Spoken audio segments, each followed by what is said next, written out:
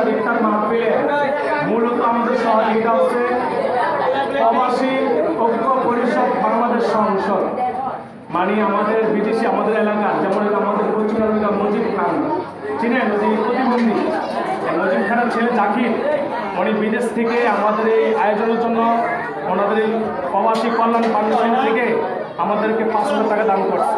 আলহামদুলিল্লাহ। উনি বলছে যদি আলহামদুলিল্লাহ যদি বেঁচে থাকে আল্লাহ বাঁচিয়ে রাখে আমাদের এই মাদ্রাসার জন্য আমাদের সংস্থান থেকে অনেক বড় একটা অনুদান দেওয়ার চিন্তা ভাবনা আছে ইনশাআল্লাহ।